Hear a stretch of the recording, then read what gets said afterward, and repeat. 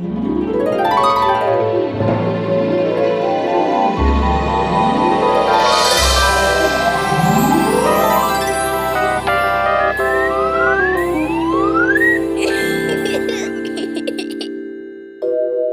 мектеп.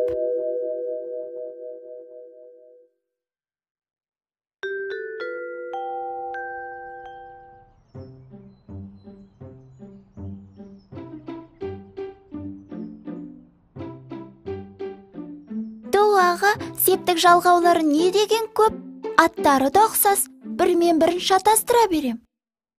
Дана, кез келген тақырыпты дұрыс түсіну үшін алдымен оның неге олай аталатынына мән беру керек.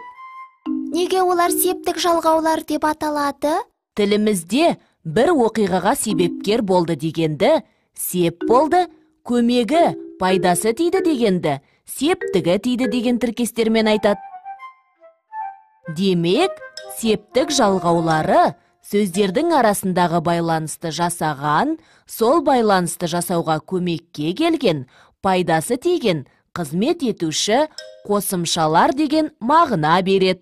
Ал зат есімнің септік жалғаулары арқылы өзгеруін зат есімнің септелуі деп атайды. Қазақ тілінде 7 септік бар. Мен септіктерді атап бере аламын. Олар атау, ілік, барыс, табыс, жатыс, шығыс, көмектес. Бұлар неге олай аталады? Атау деген сөз бір нәрсенің аты дегенді білдіреді.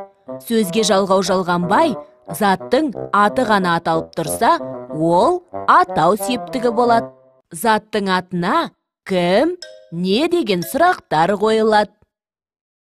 Ал ілік деген атаудың ілгіш, ілу деген сөздерге қатысы бар ма? Әрине бар.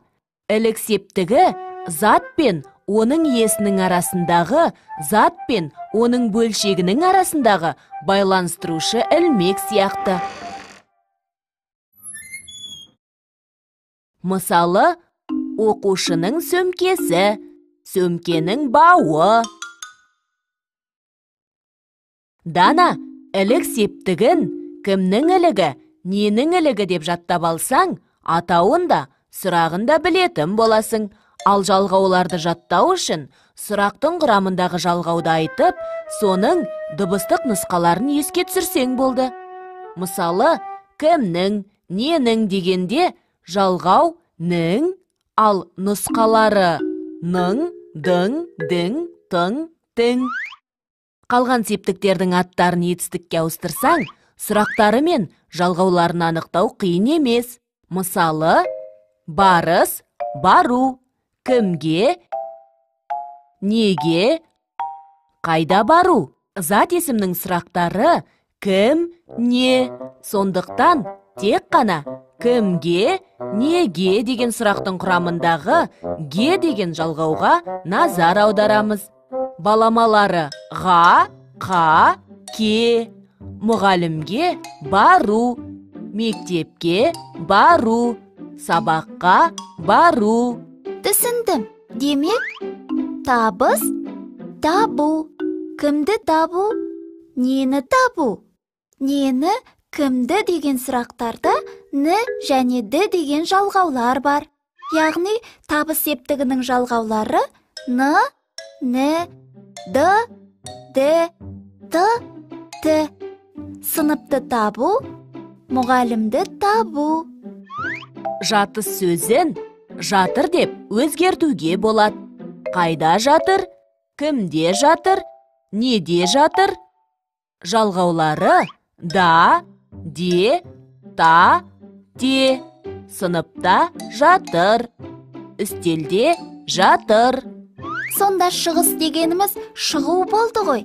Демек, қайдан шығу, кімнен шығу, неден шығу деп сұраймыз. Жалғаулары дан, ден, нан, нен, тан, тен болады. Мектептен шығу, сабақтан шығу. Жарайсың, жақсы түсіндің. Ал көмектес септігі болса, іс-әрекетті бірге орындайтын, яғни орындауға ортақтасатын адамды немесе іс-әрекетті орындау үшін бізге көмекке келетін құралды білдіреді. Көмектес септігіндегі сөздерге кіммен, немен деген сұрақтар қойылады. Жалғаулары мен, бен, пен. Мысалы, мұғаліммен сөйлесу. Бормен жазу деген тіркестерде сөйлесу әрекетіне мұғалім ортақтасты. Жазу әрекетіне бор көмекке келді. Маған тамаша бір ой келді. Қазақстанның картасымен жүріп отырып, септіктер туралы түсінігімізді бекітейік. Жарайды. Бұл жердің аты Атырау. Дана, Атырауда кімдер туған? Негізгі байлығы не? Махамбет, Құрманғазы, Дина туған. Байлығы мұнай, газ. Бұлар кім, не деген сұрақтарға жауап береді. Демек, атау септігі. Жарайсың. Дана, Семей кімдердің туған жері? Абайдың, Шәкәрімнің, Мұхтар Әуезовтің. Бұл сөздер кімнің деген сұраққа жауап беріп тұр. Ілік септігі болады. Енді қайда барайық? Баянауылға. Қаныш Сәтбаевтың туған жеріне барамыз. Қайда бару деген сұраққа жауап беретін сөздер барыс септігінде болғаны. Жезқазғанда кімді еске түсіреміз? Тағы да Сәтбаевты. Ол Жезқазған жерінен түрлі қазба байлықтарды тапты. Кен орындарын зерттеді. Ол ұлттық ғылым академиясын басқарды. Кімді, нені деген сұрақтар табыс септігінікі. Сәтбаев атамыздың еңбектерін, табыстарын айту үшін табыс септігін қолдандық. Ұлттық ғылым академиясы қайда орналасқан? Алматыда. Қайда орналасқанын білдіретін сөз жатыс септігінде тұрады. Елордасы қазіргі Астана қаласына қайдан көшті? Алматыдан.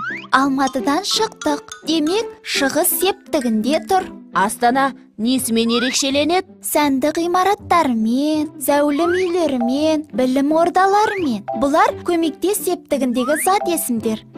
Енді септіктерді еш шатастырмайтын болдым.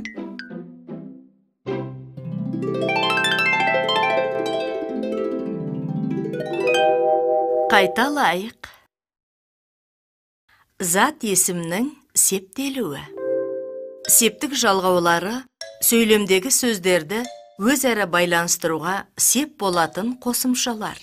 Қазақ тілінде 7 септік бар. Олар атау, ілік, барыс, табыс, жатыс, шығыс, көмектес.